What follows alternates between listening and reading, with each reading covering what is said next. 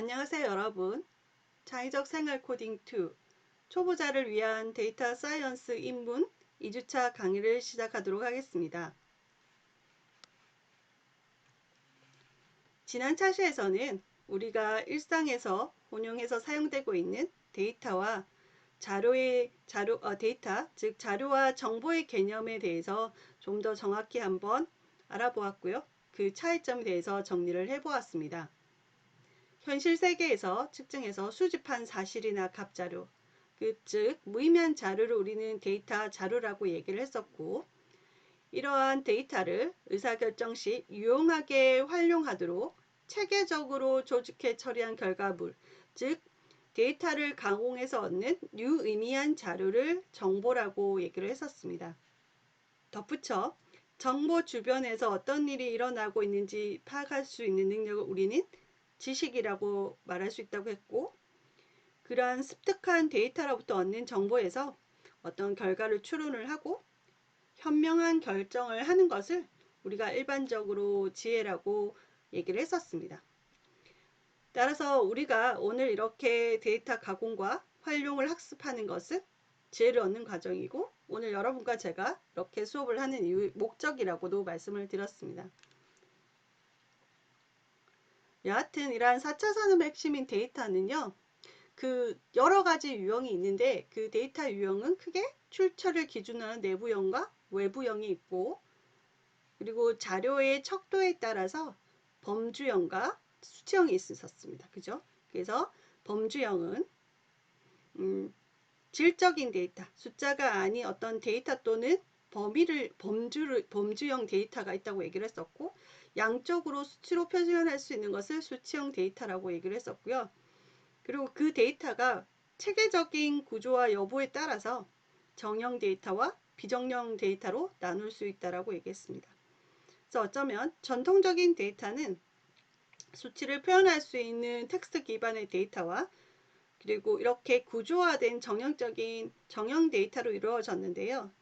지금은 ICT 기술의 발전으로 이미지, 영상, 빅데이터와 같은 어떤 비정형인 데이터가 실시간으로 쏟아져 나오고 있고, 그리고 이것을 가공해서 처리할 수 있는 하드웨어적인 기술도 굉장히 빠르게 발전함에 따라서 데이터를 처리하기가 용이해지게 되었거든요. 그래서 어쩌면 우리가 데이터를 가공해서 어떤 기존의 통찰력을 얻는 것보다 훨씬 많은 데이터를 가지고 처리해서 정보를 받아들일 수 있기 때문에 훨씬 더 그 적용해서 할 수 있는 분야가 많은 분야가 늘어났고요.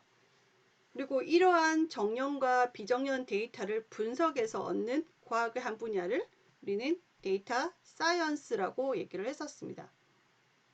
그래서 과학적인 방법, 프로세스, 알고리즘 및 시스템을 사용해서 많은 정형 및 비정형 데이터에서 지식과 통찰력을 이끌어내는 다학적 학문, 융합적 학문이 데이터 사이언스고, 현재 사회에서는 이런 데이터 사이언스를 다루는 과학자, 데이터 사이언티스트의 수요가 급증하고 있다라고 얘기를 드렸어요. 그리고 데이터 사이언티스트가 가져야 할 역량은 여러 역량이 필요도 하지만, 그러니까 수학적, 컴퓨터적인 지식적도 중요하지만, 사실 어떤 데이터를 바라볼 수 있는, 이해할 수 있는 도메인적 지식도 중요하고, 그리고 분석 결과를 제대로 스토리텔링하고 비판하고 그것을 수용할 수 있는 그런 능력도 필요하다. 그리고 그러한 각각의 수학적, 과학적 여러 가지 각각의 필요한 분야를 전문가는 될 수는 없지만 협력하는 그러한 학문 분야이고, 그것을 다루는 사람도 혼자서 할 수 있는 분야가 아니다라고 얘기를 했었습니다.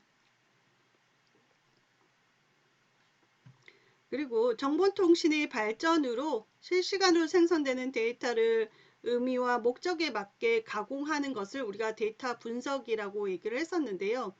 현재 사회에서 우리가 데이터 분석을 넘어서 데이터 과학이라고 얘기를 하는 것은 예전에 과거의 데이터의 분석은 현 시점에서의 상황의 분석과 통계적인 추론인 반면에 데이터 사이언스, 즉 비정년과 정년 데이터를 다 다루고 있는 데이터 사이언스에서는 과거와 현재의 데이터를 통해서 결론을 도출해서 현명한 비즈니스 결정을 내는 것, 즉 의사결정 전에 예측할 수 있는 시스템이 되었다. 이러한 것이 가장 큰 차이점이라고 얘기를 드렸었습니다. 그리고 이러한 과정에는 데이터 사이언스 과정은 기본적인 과정을 전형적인 과정을 설명을 했었는데요. 첫 번째로 어떠한 목적을 설정을 하고, 그러니까 문제에 대해 정확히 이해를 해서 이 데이터를 가지고 어떠한 것을 내가 얻고자 하는지 목표 설정을 하고, 그리고 여러 가지 그 목적이 맞는 데이터를 수집, 그리고 정제해서 이러한 것들을 여러 가지 기계학습 및 분석 모델로 가지고 데이터를 처리를 한다고 했었죠. 그리고 처리된 데이터를 가지고 분석과 탐험을 해서 어떤 식으로 보여주고 평가하고 시각화 한번 해봐서 그것을 제대로 스토리텔링하는 과정, 그 과정을 매번 반복을 한다라고 얘기를 했었습니다.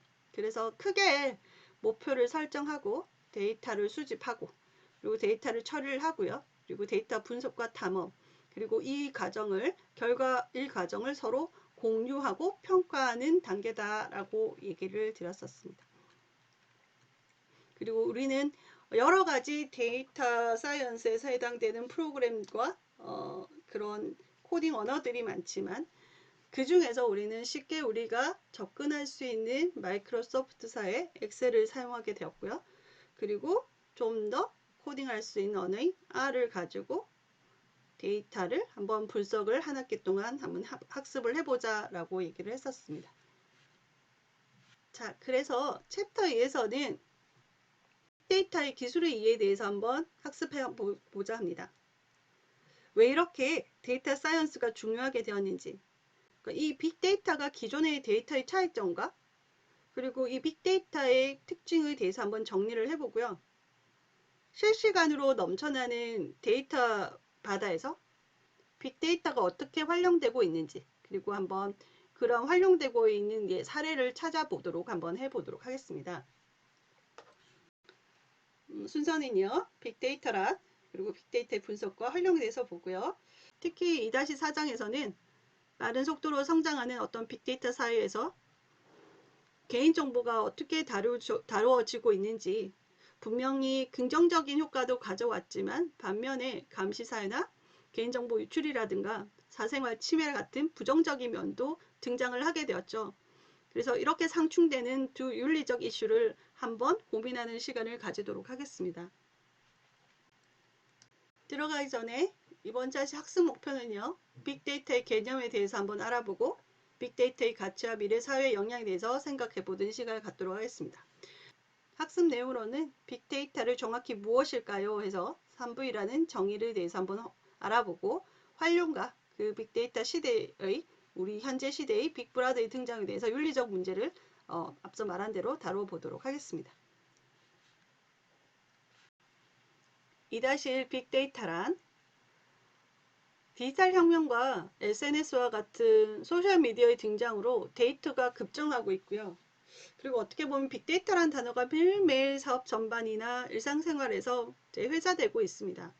그리고 이러한 정보나 빅데이터를 활용을 해서 뭔가를 했다든가 하는 소식이 온 뉴스나 미디어에 이제 나오고 있죠. 그리고 이러한 데이터를 가지고 세상이 바꾸어질 거라까지 얘기를 하고 있습니다. 하지만 여전히 저도 마찬가지지만 여러 종사자들조차도 우리가 빅데이터라고 하면 빅 플러스 데이터 합성어 정도, 그러니까 아주 큰 데이터라고 생각하고 양적으로 많아진 데이터라고 생각을 하는 경향이 있습니다. 물론 이것도 틀린 말은 아니죠. 그죠? 단순히 큰 데이터의 개념을 넘어서 사실 빅데이터는 정통 데이터와 다른 여러 가지 특성이 있습니다. 그래서 이러한 특성을 한번 살펴보도록 하겠습니다.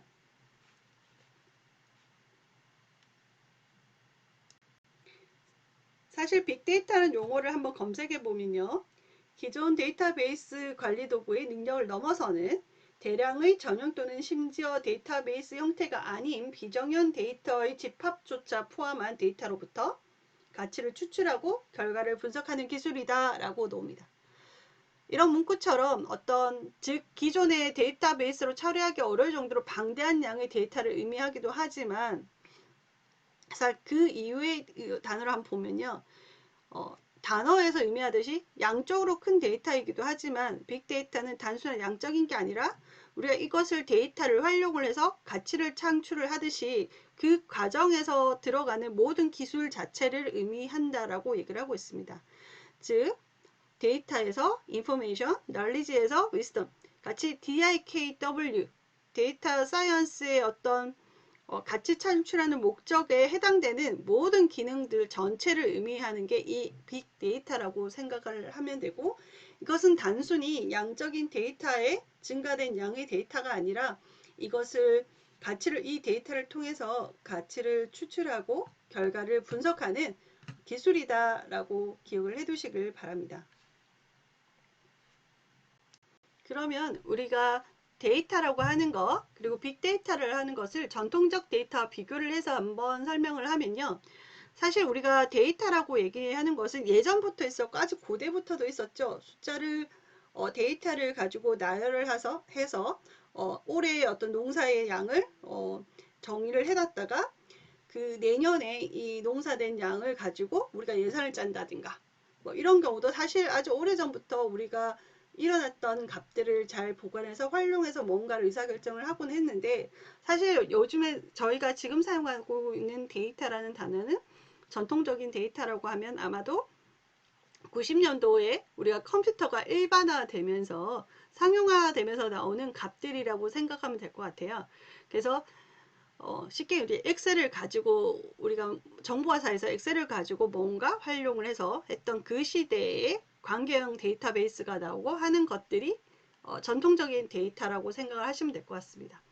여하튼 빅데이터와 전통적 데이터를 비교를 해보면요. 우선 원천이 예전 전통적인 데이터는 우리가 흔히 말하는 데이터베이스에서 일어난 컴퓨터에서 처리하는 수치나 이런 것들이 전통 데이터였고요. 지금 현대 사회에서의 우리가 빅데이터는 데이터 원천이 달라졌죠. 일상화된 정보 서비스, 그러니까 어떤 건지 RFID 같은 그리고 센서나 SNS나 검색 서비스를 통해서 ICT 환경에서 일어나고 있는 모든 통신 시설이나 정보 서비스를 통해서 실시간으로 일어나고 있는 데이터 이런 것들이 다 데이터 원천이 바뀌어졌다고 볼 수가 있고요. 그리고 생성 주체도 예전에는 컴퓨터를 가지고 뭔가를 하고 있는 정부나 기업 등 조직들이었는데 지금은 앞서 얘기했듯이 개인 및 시스템에서 개인의 정보도 계속해서 실시간으로 생성되고 공유되고 있다는 거죠. 네트워크를 통해서. 그리고 데이터 유형도 예전에는 전통적인 데이터는 말 그대로 관계형 데이터베이스에서 여러 가지 자료를 가지고 전형적인 값을 가지고 데이터베이스를 이루었다면 지금은 이런 정보화 서비스를 통해서 일어나고 있는 비정형 데이터 이미지나 소리나 액션이나 모든 것들이 다 비정형 데이터로 실시간 나오고 있고 그리고 예전에는 데이터베이스로 뭔가 하는 것이 조직 내부의 데이터였지만 조직 내외부 개인의 데이터가 함께 공유되고 있다고 얘기할 수 있습니다. 그리고 전통적인 데이터에 비해서 이 데이터의 특징을 보면 예전의 전통적인 데이터는 일단은 데이터베이스에서 증가량 관리를 가능하고 신뢰성 높은 핵심 데이터 그러니까 딱 이런 목적에 의해서 부합되는 데이터베이스를 관리하는 형태의 데이터였다고 그러니까 구조화된 데이터 말 그대로 전형적인 데이터였다면 빅데이터에서는 일단은 양적으로 ICT 환경에서 실시간으로 데이터는 굉장히 기하급수적으로 양적으로 증가하고 있고요. 그리고 쓰레기 데이터의 비중도 양적 증가와 함께 굉장히 높아지고 있어요. 그러니까 모든 것들이 다 데이터가 되고 있거든요. 그리고 모든 데이터를 다 수용할 수 있는 컴퓨터의 기반적인 기술들이 처리할 수 있는 그런 것들이 다 보유하게 되었고요. 문맥 정보 등 다양한 데이터를 의미를 하는데 여러분 그 전에 먼저 여러분이 우리가 뭐 몇 차 혁명이라고 얘기를 하죠. 그래서 혁명이라는 건 뭐냐면요. 일상생활에서 내가 사는 방식의 삶의 방식이 달라지는 것을 의미를 하는데, 저는 정보화 혁명을 겪은 세대죠. 무슨 말이냐면 그 전에 아날로그적인 시스템과 디지털 정보의 가장 큰 차이점은 순차적이냐 랜덤이냐, 내가 원하는 것을 그때그때 얻는 게 랜덤인데, 자, 정보화 혁명 세대, 저 같은 세대에서는 이제 우리가 알던 도서나 순차적인 책에서 얻은 정보들을 인터넷이나 이런 것을 통해서 내가 원하는 정보를 컴퓨터에서 얻기 시작했어요. 그게 정보화 혁명이었고, 이럴 때 우리가 얻는 것이 뭐냐면 내가 검색을 하면 그것을 얻을 수 있는 환경이었죠. 내가 얻고자 하는 것은 내가 리퀘스트를 하면 얘가 리스폰스하는, 대답하는 그러한 형태의 정보화 사회에 제가 살고 있던 형태였고, 그 전과 전통적인 미디어를 다루는 것은 내가 원할 때 그것을 얻는다라는 거죠. 반면에 그렇다면 4차 산업혁명의 어떤 정보 형태, 우리의 일상은 어떻냐? TV에서도 나오겠지만, 너는 예를 들어 쇼핑을 갔을 때 우리가 할인 정보 카드를 막 꺼내는 CF가 있더라고요. 그래서 3차 정보화 혁명에서는 내가 그러한 것을 얻기 위해서 여러 가지 정보를 원하는 걸 내가 찾아내는 거죠. 아까 제가 얘기했었죠. 정보화 사회에서의 가장 큰 특징은 리퀘스트하면 리스폰스에서 얻는 거다라고 얘기를 했으면, 4차 산업혁명에서의 우리가 일상생활은 어떤 거냐면 여러분의 쇼핑의 패턴과 여러분의 정보와 여러분이 있는 정보를 가지고 내가 원하지 않아도 내한테 필요한 것을 이렇게 떤 정보가 푸시해 준다고 얘기를 하고 있어요. 그래서 그것을 단어로서 얘기를 한다면, 정보화 때는 리퀘스트하고 리스폰스하는 그런 철저한 클라이언트 대 서버 대 환경이었다면, 4차 산업혁명에서의 미디어에서는 내가 원하는 것을 푸시해 줄 수 있는, 그리고 P2P라고 하죠. 1대 다로 해서 실시간으로 정보가 교환되는 사회에 살고 있는 거고요. 이때 얻어지는 우리가 활용하는 정보들은 전통적인 데이터에서는 컨텐츠라고 얘기를 하죠. 어떤 데이터를 가지고 딱 만들어진 정형적인 데이터를 내가 찾아서 그것을 활용하는 시스템이었다면, 4차 산업혁명에서의 정보는 같은 정보라도 컨텍스트라고 얘기를 합니다. 상황적 정보, 나에게만 맞는 정보, 나에서 커스터마이징 된 정보들, 문맥 정보죠.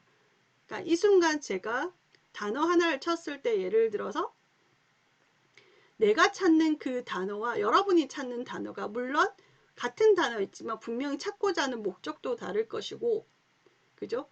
그리고 그거에 통해서 얻어지는 검색 나열된 것 중에 나에게 딱 필요한 건 서로가 다 다를 거란 말이에요. 그죠?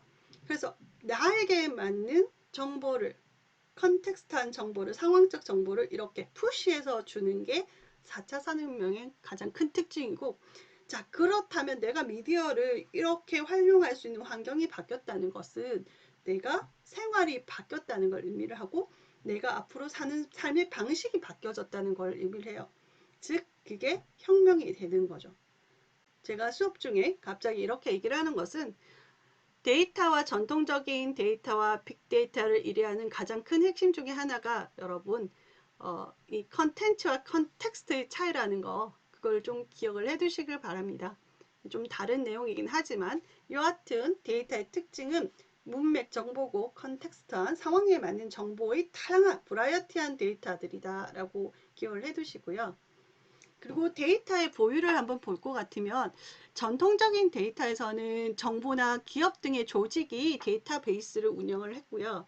그리고 그들의 이 내부 조직의 이 보안을 가지고 활용을 했다면, 빅데이터 사회에서는 인터넷 서비스 기업인가 이동통신사, 디바이스 생산회사 등 데이터를 다룰 수 있는 통신회사들, 그리고 그것을 생성하고 전달하고 하는 그런 인터넷 서비스 회사들이 빅데이터를 많이 생산하고 확보를 하고 있다는 거고, 그렇다면 원재료를 많이 가진 사람들이 산업 분야에서 활발한 활동과 이유는 없겠죠. 그죠? 그렇다면 원재료를 누가 많이 가졌냐? 결국은 이렇게 인터넷 서비스를 하는 업체들이 미래 사회의 중심이 될 것이고, 실제로 예전에 정보화 혁명 때 오라클이나 뭐 마이크로소프트사들은, 그때 IT 기업들이 그 중심에, 기업의 중심에 있었다고 얘기를 할 수 있지만 4차 산업에서는 이렇게 인터넷 서비스를 하는 회사들이 중심에 있다라고 얘기를 할 수 있겠죠. 산업 분야, 예를 들어서 뭐 페이스북이라든가 네이버 같은 것들이겠죠. 그리고 데이터의 플랫폼을 볼 것 같으면 예전에는 전통적인 데이터에서는 정형 데이터를 생산하고 저장하고 분석 처리할 수 있는 전통적 플랫폼이었다면 빅데이터에서는 비정형 데이터를 대량 데이터를 생산, 저장, 분석 처리할 수 있는 새로운 플랫폼을 다룬다라고 얘기를 할 수 있습니다. 그래서 예를 들어서 단순한 음악 감상도 여러분이 듣고 있는 것, 얼마나 자주 그리고 어떤 순서로 듣는지에 대해서 데이터를 지금 생성하고 있는 거고요. 역시도 사용자의 위치나 이동 속도 및 사용 중인 앱에 대한 데이터를 실시간으로 계속 업로드를 합니다. 즉 여러분이 지금 무언가를 하고 있다는 것은 그 무언가가 모두 이제 데이터로 저장되고 추적되고 생성되고 있다는 것을 의미를 하거든요. 그래서 과거 데이터와 비교해보면 중요한 점은 빅데이터가 단순히 생성되는 데이터의 양에 대한 것도 있지만 이처럼 텍스트, 비디오, 검색 로그나 센서 로그를 통해서 다양한 유형의 데이터들이 생성되고 있다는 것도 의미를 되고요.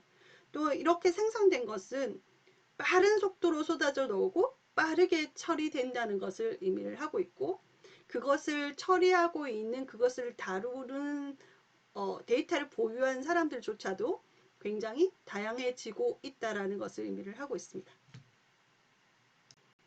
컴퓨터가 일상화되면부터 우리는 이제 데이터라는 것을 다루고 데이터가 생성되고 처리를 하게 됐죠. 예를 들어서 뭐 엑셀이나 관계의 데이터베이스를 가지고 여러 가지 작업을 하게 되었습니다. 그리고 이러한 것들은 사실 1990년도 후반, 2000년도, 2010년도를 거치면서 인터넷이 보급이 되고 웹 기반의 데이터가 나오면서부터 개인의 기본 정보들, 여기서는 정형 데이터 같은 것들이 이제 생성되고 처리하게 되고요.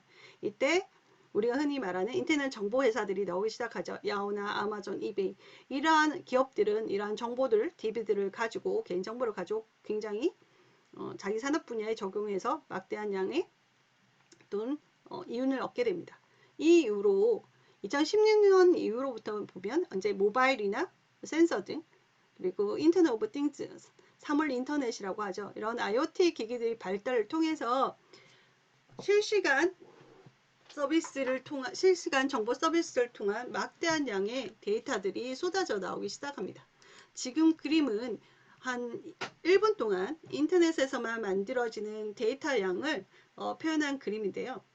디지털 경제가 이렇게 확산되면서 아날로그와 또는 정보화 혁명 때 그러니까 컴퓨터가 사용됐던 그거와는 비교도 되지 않을 만큼 정보와 데이터가 생성되기 시작하는데 매 분마다 엄청난 양의 데이터가 쏟아지고 있죠. 그래서 1분 동안 구글은 200만 건의 검색 결과가 나오고요. 유튜브는 72시간 분량의 비디오, 스카이프는 140만 건의 연결이라든가 매일은 거의 뭐 2억 400만 개의 전송이 됩니다. 앞서 얘기했듯이 여러분이 지금 하는 무엇을 하든 간에 그 무엇들이 다 지금은 데이터로서 생성되고 처리되고 있고 그러한 데이터는 정보로 변경되고 있다라고 볼 수가 있겠죠. 이렇게 매 순간 생성되는 엄청난 데이터를 이제 우리는 정통적인 데이터베이스나 시스템을 처리하기 어려울 뿐만 아니라 그리고 그것을 분석하고 하는 관리도 굉장히 불가능하게 된 거죠. 그래서 따라서 빅데이터라 함은 전통적인 데이터 플러스 이러한 지금 발생되고 있는 방대한 양의 데이터를 수집, 저장 및 분석해서 가치 있는 정보로 만들어내는 그 전반적인 모든 과정의 처리 기술을 빅데이터라고 얘기할 수 있습니다. 그럼 빅데이터란 정확히 무엇인지 앞서 설명했던 양적인 부분, 다양한성 부분, 그리고 속도성 부분을 얘기를 했는데 흔히 이렇게 전통적인 데이터와 다르게 우리는 빅데이터를 특징을 가지고 3V라고 3V라고 얘기를 하고 있습니다. 첫 번째가요, 볼륨이고요. 데이터의 양이 커지면서 수십 테라에서 수십 페타바이트 이상으로 증가함을 의미를 하고요. 그리고 버라이어티라고 해서 데이터의 종류가 정형 데이터뿐만 아니라 데이터가 반전형이나 비정형으로 구분해서 굉장히 구조화된 데이터가 아니라 다양한 형태의 데이터가 실시간으로 나오고 있다는 것을 의미를 하고요. 그리고 벨로시티라고 해서 데이터의 생성 속도, 데이터가 변하는 속도가 굉장히 빠르짐을 의미를 합니다. 데이터의 생성도 실시간으로 생성되지만 그것을 처리하는 속도조차도 실시간으로 처리되고 있음을 의미를 합니다. 그래서 빅데이터를 우리는 흔히 3V라고 설명을 하고 있는데요. 빅데이터의 3V에 대해서 좀 더 정확히 자세히 한번 알아보면요. 빅데이터는 매우 큽니다. 앞서 얘기했듯이 빅데이터의 의미를 다루는 거고요. 빅데이터를 다룬다는 것은 비정형 데이터의 대량으로 처리할 수 있는 힘을 의미를 하고요. 그리고 이러한 데이터들은 실시간으로 모바일이나 생성 기반 장비에서 수집된 데이터 등이 굉장히 다양한 형태로 오는 것을 의미를 하고 있습니다. 그리고 속도는 velocity는 데이터의 생성 및 처리 속도가 가속화되고 있는 것을 의미를 하고 있어요. 데이터가 생성이 된다는 것만 의미하는 것이 아니라 데이터를 실시간으로 저장하고 유통, 수집, 분석 처리가 가능한 것을 의미를 하고 이때 우리가 데이터의 모습은 계속해서 빠르게 변한다는 것을 의미를 합니다. 그리고 이로 인해서 우리는 실시간 평가 및 실시간 평가 동작이 이제 요구가 되어진다는 거죠. 그래서 예전에는 어떤 데이터가 가공을 해서 정보가 돼서 딱 필요해서 내가 사용을 해서 오래 쓴다면 이 벨로시티가 의미하는 것은 나에게 컨텍스트 상황에 맞는 데이터들이 빠르게 정보가 돼서 계속해서 변하고 있는 것을 의미를 해요. 그래서 생성 처리가 굉장히 빠르게 된 것을 의미를 하고 버라이어티는 앞서 얘기했듯이 다양한 종류의 데이터들이 많다는 것을 의미를 합니다. 그래서 텍스트나 오디오, 비디오 등의 새로운 반정형 및 비정형 데이터가 생성되고 있음을 의미를 하고 있어요. 최근에는 빅데이터란 영역이 분석적 예측이라든가 인공지능과 같은 첨단 기법들과 이제 적용을 해서 그 패턴 분석과 같은 분석이 굉장히 고도화되고 있고 그리고 이러한 다양한 기술이 빅데이터와 결합하면서 3V에 더해서 7V라고 해서 또한 용어를 그 빅데이터의 특성을 추가해서 설명을 하고 있습니다.